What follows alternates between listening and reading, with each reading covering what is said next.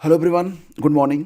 तो दोस्तों, यूपीपीएससी के द्वारा जो एग्ज़ाम कैलेंडर 2024 जारी किया गया है, इस एग्ज़ाम कैलेंडर में एलटी ग्रेड के लिए, साथ ही साथ जीआईसी प्रवक्ता के लिए और भी कई सारी भर्तियां हैं, खंड शिक्षा अधिकारी के लिए, और साथ ही साथ डिग्री कॉलेज में जो शिक्षक भर्ती होती है उसके लिए यहाँ पर लास्ट में जिक्र तो किया गया है कि प्रवक्ता, राजकीय इंटर कॉलेज, सहायक अध्यापक प्रशिक्षण यानी कि एलटी ग्रेड, खंड शिक्षा अधिकारी आदि पर शासन स्तर से समकक्षता के निर्धारण के पश्चात उपरोक्त परीक्षाएं यथासंभव आरक्षित तिथियों में समायोजित की जाएंगी, ये बात कही गई है। लेकिन यहाँ पर प्रवक्ता राजकीय डिग्री कॉलेज की जो स्क्रीनिंग परीक्षा है उससे संबंधित प्रस्तावनी नियमावली के उत्तर प्रदेश शासन द्वारा प्रख्यापन किए जाने के पश्चात जो आरक्षित डेट्स यहाँ पर लगाई गई हैं, तो इन्हीं डेट्स पर परीक्षा करवाने की बात कही जा रही है। फिलहाल यहाँ पर आपको पता ही है कि आर के बारे में क्लियर है कि 11 फरवरी को प्री है आर का, और आर का जो मेंस है वो 28 जुलाई को है, जबकि उसके पहले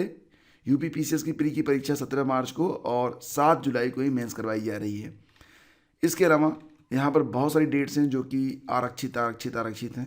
तो आरक्षित डेट्स पर क्या क्या परीक्षाएं होनी है इसके बारे में नीचे क्लैरिफिकेशन दिया गया है कि एल टिकट वगैरह की भर्ती हो सकती है, लेकिन फिर भी एक असमंजस की स्थिति तो बनी हुई है। प्रवक्ता, एलटी ग्रेड शिक्षक के पदों पर भर्ती को लेकर स्थिति साफ नहीं।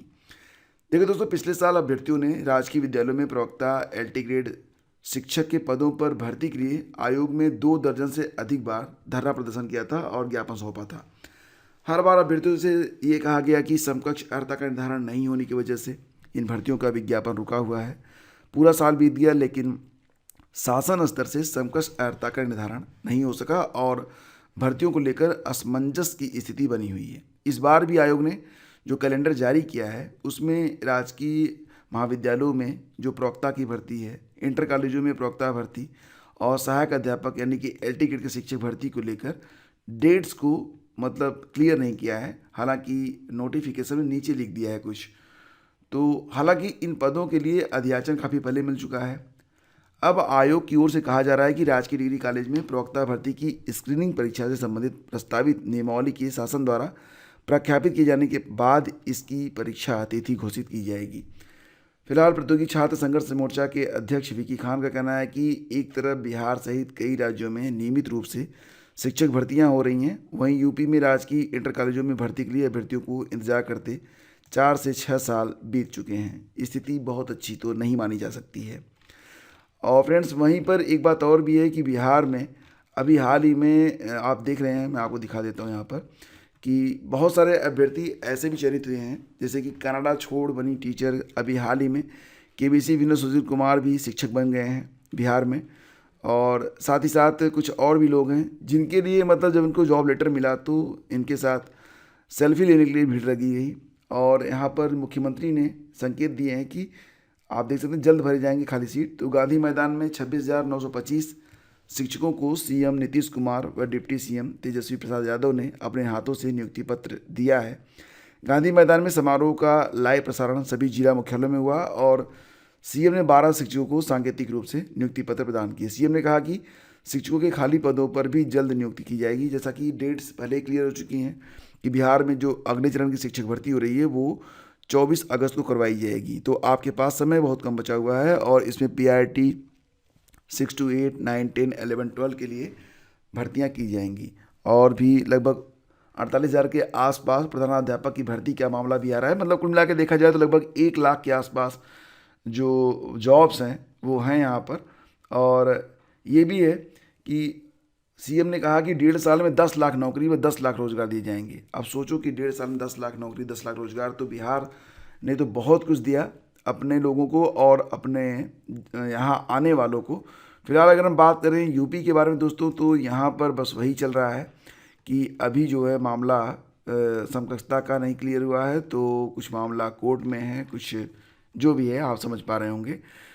तो फिलहाल बात करेंगे यहाँ पर कि उत्तर प्रदेश में जो 60,244 पदों पर सिपाही भर्ती चल रही है उससे संबंधित यहाँ पर आय जात निवास प्रमाण पत्र बनाने के लिए बहुत बड़ी संख्या में आवेदन हुए हैं। इनको क्लियर नहीं किया जा रहा है क्योंकि स्टाफ कम पढ़ रहे थे। तो यहाँ पर प्रदेश को जल्द मिलेंगे 7,720 और लेखपाल, तो तेज़ी से ये काम निपट सकेंगे, जिनमें आय जाति निवास, जन्म और मृत्यु का सत्यापन, सरकारी पेंशन योजना के लिए इस पात्रता का परीक्षण, ये सब चीज़ें तेज़ी से हो सकेंगी। वजह यह है कि प्रदेश को जल्द ही 7,897 लेखपाल मिल जाएंगे, जिनमें 7,720 की जल्द नियुक्ति करने की तैयारी राजस्व परिषद जो है वो कर रहा है। आपको याद होगा कि इनकी भर्ती UPSSC के माध्यम से हुई है और प्रदेश में राजस्व लेखपाल के कुल 30,837 पद हैं, जिनमें 12,697 पद अभी फिलहाल तो खाली हैं। तो ये भी है कि राजस्व लेखपाल के अभी 12,697 पद खाली हैं। बड़ी संख्या में पद खाली होने से लेखपाल संवर्ग पर काम का बोझ अत्यधिक है। इसका अंदाज़ा इसी बात से लगाया जा सकता है कि 2023 में प्रदेश में सिर्फ आय जाति और निवास प्रमाण पत्र के ही औसतन 35 लाख आवेदन प्रतिमाह प्राप्त हुए और उत्तर प्रदेश अधीनस्थ सेवा चयन आयोग ने लेखपालों के 8,085 पदों पर भर्ती के लिए 31 जुलाई को लिखित परीक्षा करवाई थी। 30 दिसंबर 2023 को परीक्षा का परिणाम जारी करते हुए 7,897 अभ्यर्थियों को उत्तीर्ण घोषित कर दिया है। अब आगे की प्रक्रिया चल रही है और उम्मीद है कि इस बार भी यानी कि 2024 में भी लेखपाल भर्ती आने की उम्मीद है, क्योंकि भी पदों की संख्या 12,697 पद तो यहाँ पर खाली हैं। लगभग 4-5 हज़ार के आसपास पद 2024 में भी विज्ञापित हो सकते हैं। हाई कोर्ट ने कांस्टेबल भर्ती की आयु सीमा में छूट के मामले में जवाब तलब किया है। तो इलाहाबाद हाई कोर्ट ने वर्ष 2023 की उत्तर प्रदेश पुलिस भर्ती कांस्टेबल में 60,244 पदों की भर्ती को लेकर आयु सीमा में 5 वर्ष छूट की मांग को लेकर दाखिल याचिका पर राज्य सरकार और पुलिस भर्ती बोर्ड से जवाब मांगा है। आदेश न्यायमूर्ति प्रकाश पांड्या ने जयप्रकाश व अन्य अभ्यर्थियों की याचिका पर अधिवक्ता अनिरुद्ध पांडे को सुनकर दिया है। याचिका के अनुसार 60,244 पदों के लिए उत्तर प्रदेश पुलिस भर्ती 2023 की आयु सीमा में 3 वर्ष की छूट दी गई है, जबकि ये जो भर्ती है वो 5 साल के बाद आई है। तो 5 साल की छूट देनी चाहिए थी इनको। इनका कहना है कि जो छूट 3 साल की है वो 5 साल की होनी चाहिए थी। ये भी कहा गया कि इसके पहले राज्य सरकार द्वारा सुप्रीम कोर्ट में मनीष कुमार बनाम यूनियन ऑफ इंडिया में दाखिल हलफनामे में हर वर्ष आरक्षी भर्ती आयोजित करने की बात कही थी, लेकिन ऐसा नहीं किया गया। तो 5 साल के लंबे अंतराल के कारण कई अभ्यर्थी ओवर एज हो गए हैं। याचिका के अधिवक्ता ने कहा कि इनसे संविधान के मौलिक अधिकार लोक नियोजन के विषय में अवसर की समानता का उल्लंघन होता है। सरकार द्वारा नई भर्ती में खेल कोटे से आरक्षित भर्ती व दरोगा भर्ती में 5 वर्ष की छूट दी गई है। ऐसे में कांस्टेबल भर्ती की आयु सीमा में भी 5 साल की छूट मिलनी चाहिए। तो 5 साल की छूट के लिए यहाँ पर हाई कोर्ट ने कांस्टेबल भर्ती में जवाब तलब किया है। और दोस्तों 69,000 शिक्षक भर्ती 6800 सूची अभ्यर्थियों का नियुक्ति के लिए हंगामा। तो 69,000 शिक्षक भर्ती में नियुक्ति से वंचित अभ्यर्थियों ने शनिवार सुबह गोल्ड क्लब चौराहा पर प्रदर्शन किया। अचानक बड़ी संख्या में अभ्यर्थी पहुंच गए तो पुलिस प्रशासन ने बसें मंगवाकर इनको इको गार्डन भेज दिया और कहा कि 22 जनवरी के बाद आपकी मुलाकात सीएम से करवाई जाएगी।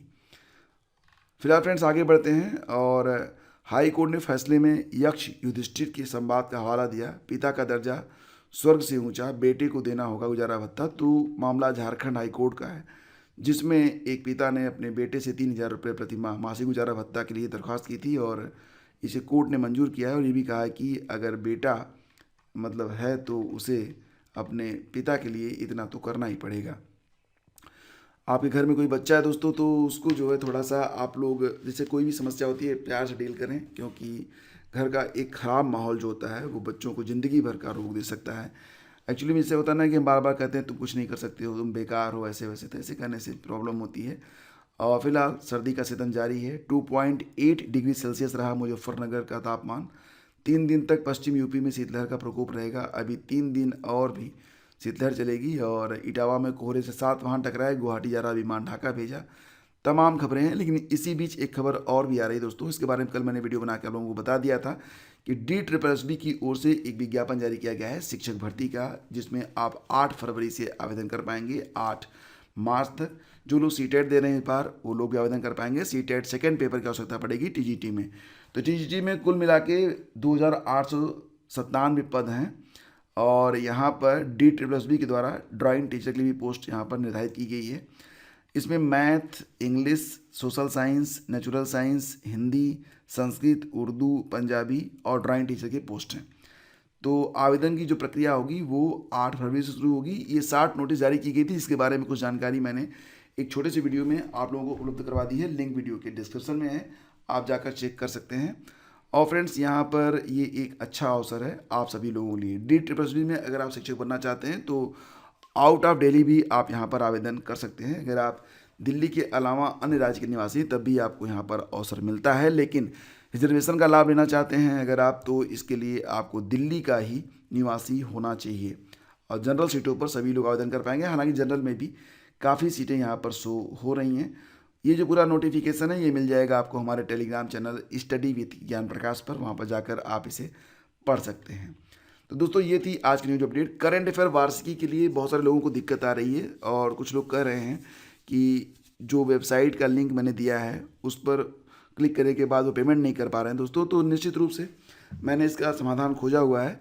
अब आप लोग अपना जो करंट अफेयर वार्षिकी है RO के लिए, साथ ही साथ अन्य प्रतियोगी परीक्षाओं के लिए जो कि भविष्य में होने जा रही हैं के लिए आप लोग तैयारी कर सकते हैं। यहाँ पर वार्षिकी PDF भी है और मंथली PDF भी है। लिंक वीडियो के डिस्क्रिप्शन में है। जो अभ्यर्थी अभी तक नहीं किसी कारण से डाउनलोड कर पाए वो लोग डाउनलोड कर सकते हैं। बहुत बहुत धन्यवाद। Thank you so much. Like और शेयर कर देंगे दोस्तों तो मुझे बहुत अच्छा लगेगा। प्लीज़ लाइक और शेयर जरूर किया करें।